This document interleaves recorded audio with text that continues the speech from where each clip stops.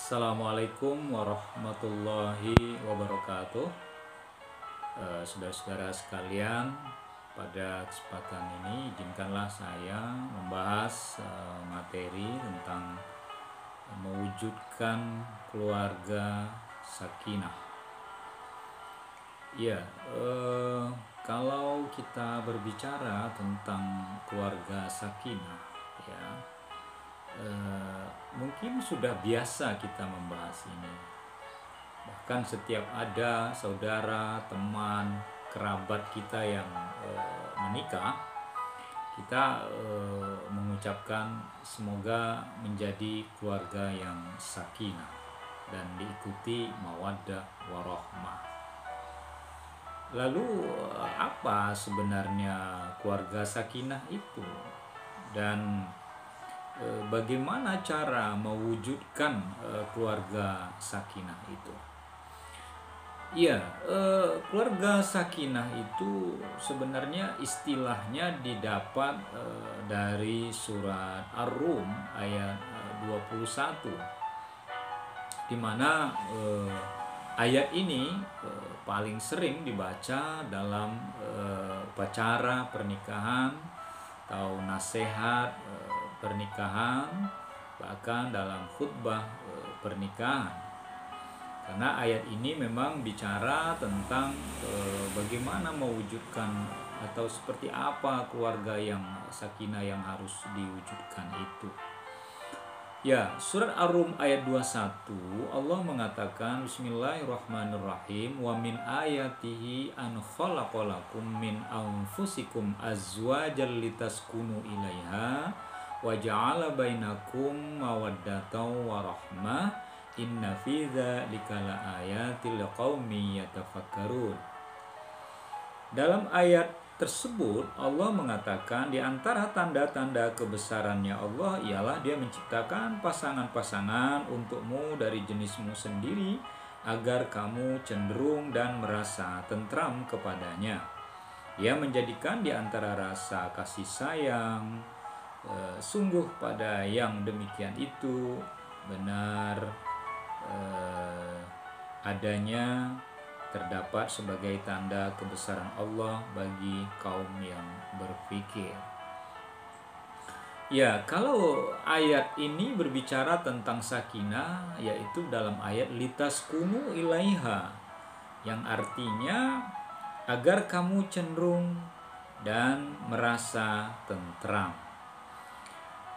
Ayat ini ingin mengatakan bahwa ketentraman hidup seseorang itu bisa dicapai ketika dia ingin membangun keluarga, ingin menikah, lalu nanti akan dapat ketentraman di situ.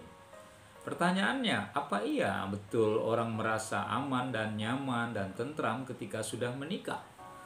Jawabannya memang tergantung pada kita melihatnya. Kita tahu bahwa sebagai makhluk Allah, kita diberi otak untuk berpikir, diberi syahwat untuk memenuhi kebutuhan kita, diberi rasa untuk bisa menikmati apa yang ada di sekitar kita. Nah, menikah ini adalah gabungan itu semua. Bahwa kalau kita memakai konsep berpikir, artinya dengan menikah kita bisa meneruskan keturunan umat manusia. Sehingga kalau menikah itu ya harus dengan laki dan perempuan, dan tentu saja memenuhi syarat-syarat pernikahan. Misalnya dalam Islam itu arkanun nikah atau 5 rukun nikah itu calon suami, calon istri, wali, 2 saksi, ijab dan qabul. Ini harus terpenuhi rukun nikah tersebut. Calon suami ya dia harus laki-laki, tulen. Calon istri juga begitu. Kemudian ada wali nikah gitu. Kemudian ada 2 saksi yang menyaksikan pernikahan, dan kemudian ada lafaz ijab dan qabul. Kalau ini terpenuhi secara rukun, maka pernikahan itu sudah bisa dilaksanakan. Walaupun keabsahan sebuah pernikahan itu berdasarkan aturan-aturan yang berlaku setiap negara, khususnya Indonesia dalam Undang-Undang Perkawinan Nomor 1 Tahun 74, bahwa keabsahan nikah itu tentu saja kalau sudah dicatatkan berdasar hukum yang berlaku. Kenapa? Karena itu membuktikan bahwa pernikahan itu secara resmi sudah dilaksanakan dan diakui negara, bahkan diberi dengan bukti surat nikah. Nah, ketentraman yang didapatkan dalam menikah itu tentu dengan aspek berpikirnya seperti itu. Kita tidak sama dengan hewan. Kalau hewan dia ingin melampiaskan syahwatnya, nafsunya, dia tidak perlu seperti manusia. Anak terhadap induknya, ya, bapak terhadap anaknya, ya, itu biasa dalam hewan.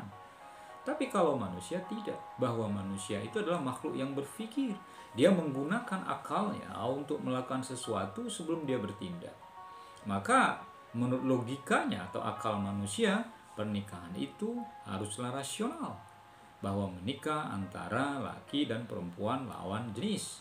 Tidak menikah laki-laki sama laki-laki atau perempuan sama perempuan, misalnya seperti itu. Nah, kemudian dalam aspek lain adalah bahwa syahwat, ya, bahwa kita diberi yang namanya nafsu. Nafsu yang Allah berikan kepada kita itu bukan untuk dihilangkan, tetapi nafsu yang Allah berikan kepada kita itu adalah untuk dikendalikan. Jadi kita punya nafsu itu tuh biasa, karena kita sudah diberi oleh Allah potensi itu. Artinya kalau kita sudah tidak punya nafsu untuk makan, maka kita bisa mati. Kalau kita tidak punya nafsu untuk melanjutkan hidup, kita sudah mati sebelum waktunya. Dan begitu juga dalam pernikahan, bahwa manusia itu dan makhluk-makhluk Allah yang lainnya seperti hewan juga itu punya yang namanya nafsu syahwat. Dan nafsu syahwat itu bisa dilakukan oleh manusia tentu saja setelah disahkan dalam lembaga perkawinan berdasarkan syariat dan berdasarkan aturan dan perundangan yang berlaku. Jadi kita misalnya mau menikah sama seorang, udah nikah aja, syaratnya belakangan, tidak, penuhi dulu syarat-syarat dan rukunnya, ya. Kita suka sama orang, pastikan bahwa yang mau kita nikahi itu memang statusnya bisa untuk dinikahi. Kita tidak menikahi istri orang, dan kita tidak kawin atau menikah dengan suami orang yang masih terikat dalam perkawinan. Nah, dengan menikah seperti itu, nafsu yang dimiliki oleh manusia seperti nafsu syahwat itu bisa dikendalikan dengan baik, bisa disalurkan dengan baik, yaitu melalui hubungan pernikahan. Dengan menikah itu hubungan seks antara laki dan perempuan, antara suami dan istri menjadi sah. Bahkan hubungan suami dan istri itu bisa dikategorikan ibadah.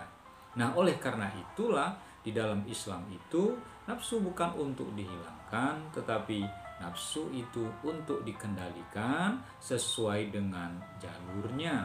Kalau kita ingin bisa mampu untuk menikah, maka menikahlah.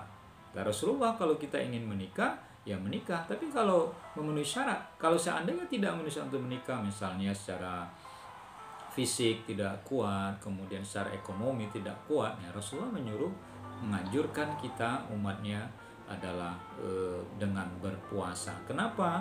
Karena puasa itu salah satu fungsinya adalah untuk mengendalikan nafsu syahwatnya manusia dan nafsu-nafsu yang lainnya. Saudara-saudara sekalian yang saya hormati, jadi ajaran Islam itu mengajarkan kepada kita bahwa ada banyak nilai-nilai yang bisa kita petik, termasuk juga di dalam pernikahan itu.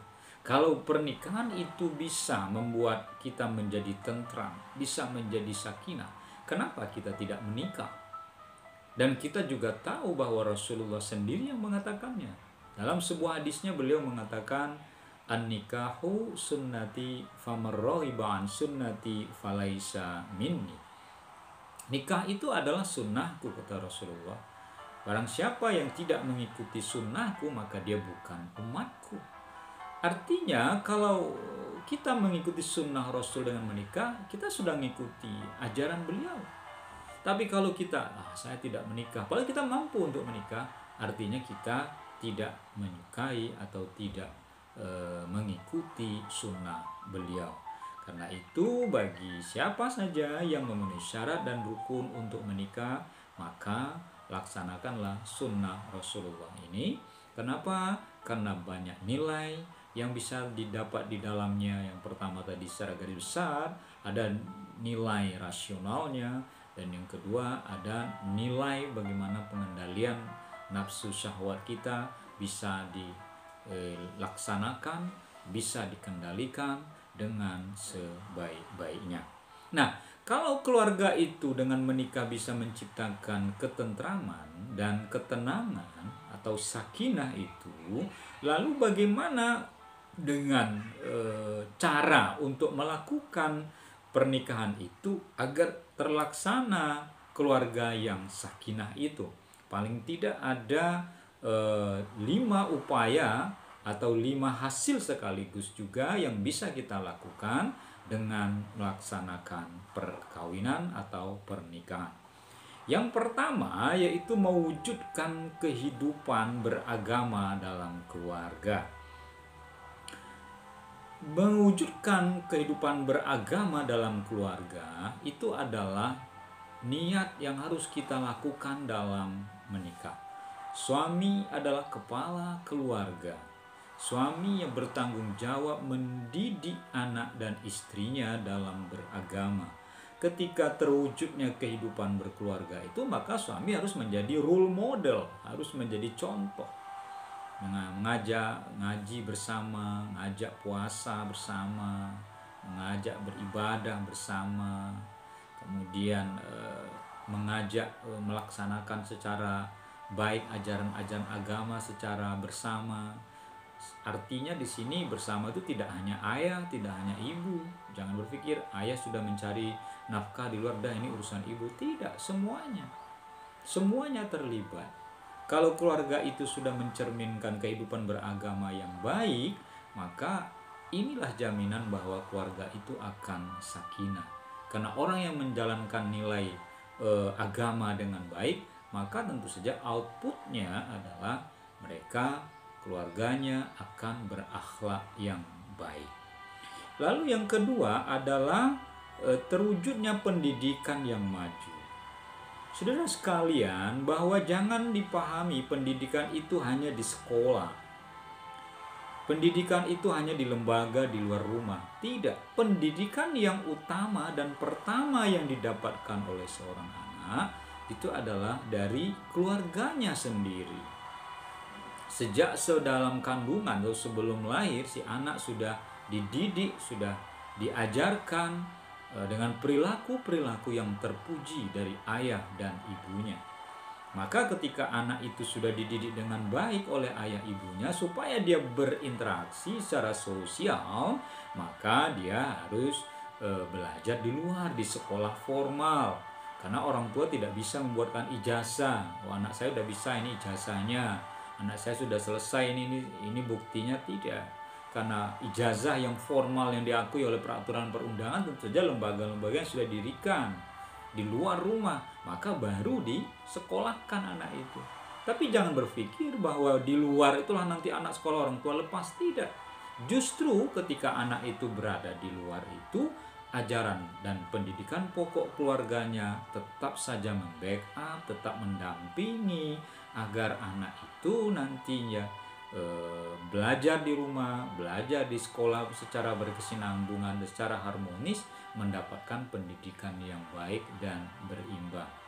Suatu bangsa yang maju adalah bangsa yang pendidikannya maju. Kalau sebuah bangsa pendidikannya tidak maju, maka sulit untuk memajukan bangsa tersebut. Kita tahu kalau negara-negara seperti Jepang, dia tidak sekaya Indonesia alamnya, sumber daya alamnya tidak sebanyak kita.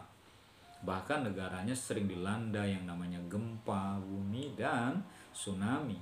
Tapi Jepang itu menjelma sebagai sebuah negara yang kuat, negara yang maju perekonomiannya, yang maju teknologinya. Kenapa? Karena pendidikannya yang maju. Begitu juga negara Singapura yang kecil saja di sebelah kita, ya, negaranya kecil, tetapi karena pendidikannya maju, maka dia bisa eksis. Kita saja banyak bergantung kepada mereka secara ekonomi. negara kecil tetapi secara ekonomi, secara pendidikan mengalami kemajuan.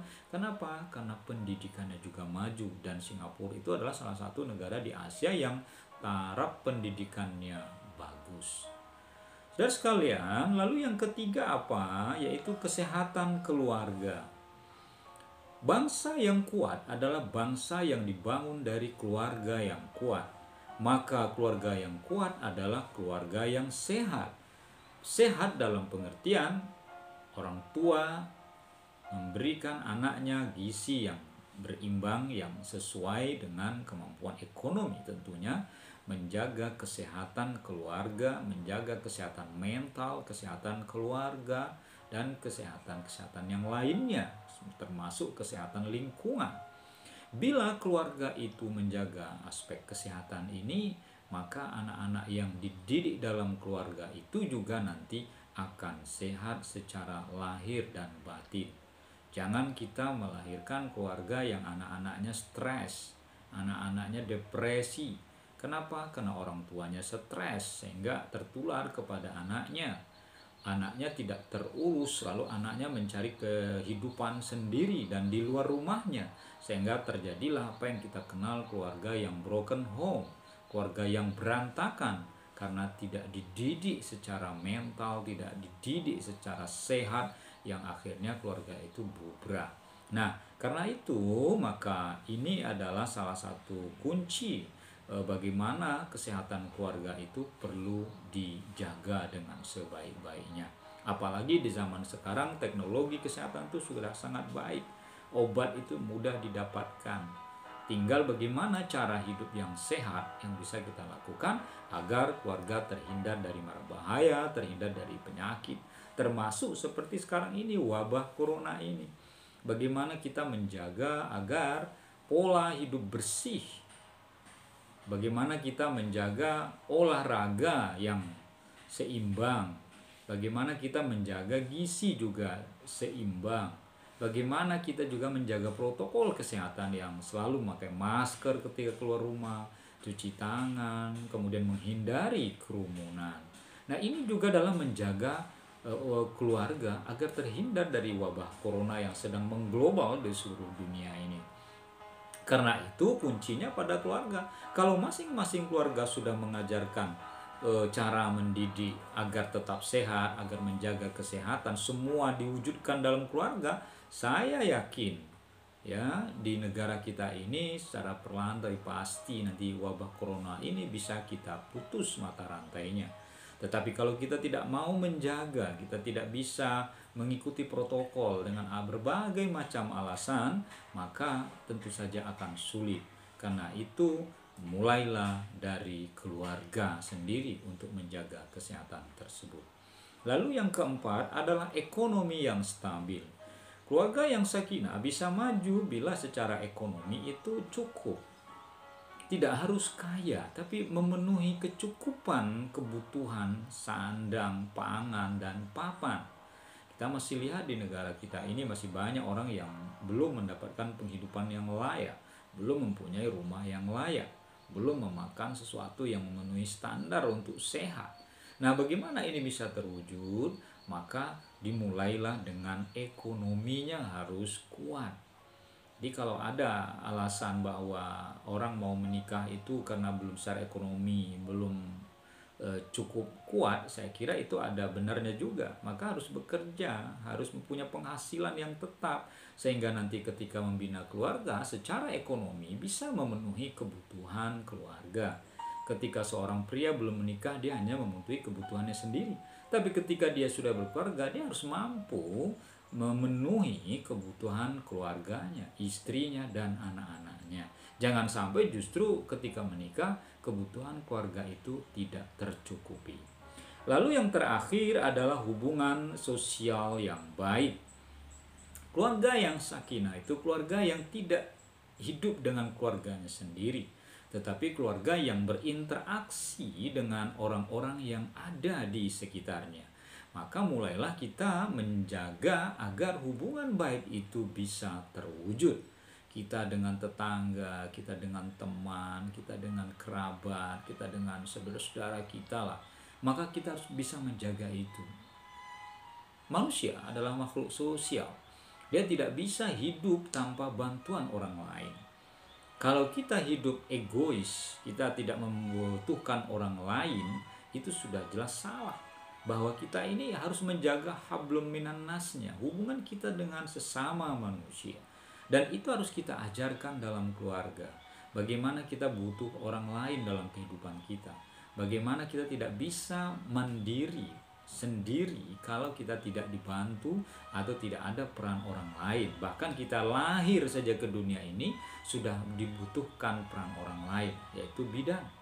Begitu juga ketika hidup kita di dunia ini, butuh kehidupan ini agar berjalan dengan baik, kita membutuhkan bantuan orang lain. Termasuk juga nanti ketika kita meninggalkan dunia ini, kita juga membutuhkan bantuan orang lain.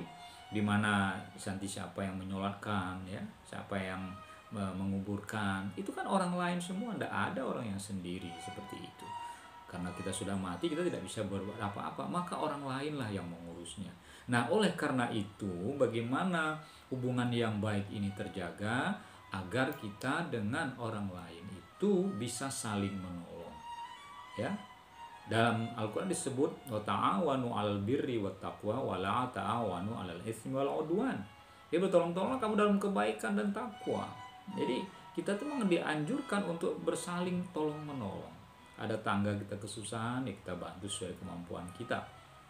Membantu tidak harus dengan uang, membantu bisa dengan pikiran, membantu bisa dengan ide, membantu bisa juga dengan tenaga sesuai dengan kemampuan kita. Dan orang pun akan tahu ketika dia minta bantuan kita, tentu sesuai dengan apa yang bisa kita bantu. Maka janganlah kita sungkan membantu orang yang membutuhkan bantuan kita, karena kita sebagai makhluk sosial tidak bisa hidup sendiri tanpa bantuan orang lain. Nah, bagaimana caranya kita bisa membantu orang lain? Selalulah berbuat kebaikan, selalulah menebar kebaikan. Bahkan Al-Quran mengajarkan kepada kita fastabiqul khairat, berlomba-lombalah kalian untuk melakukan kebaikan, jangan berlomba-lomba untuk melakukan kejahatan. Orang berlomba melakukan kejahatan, mencelakai orang lain, ya, kita tidak seperti itu. Kita justru bagaimana kita menolong orang, bagaimana kita membuat orang senang. Sekarang kan banyak itu orang menyusahkan orang lain dengan membuat kejahatan, menipu, ya, mencuri, membegal, ya, kemudian korupsi. Itu kan tindakan-tindakan yang tidak baik. Nah, kita harus menebarkan kebaikan pada orang-orang yang ada di sekitar kita. Kenapa?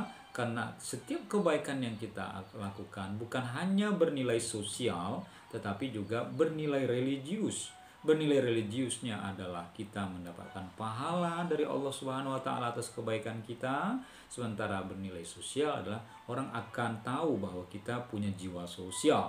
Sehingga ketika kita minta bantuan atau kita membutuhkan bantuan tanpa kita minta pun, biasanya orang akan dengan sukarela menolong kita.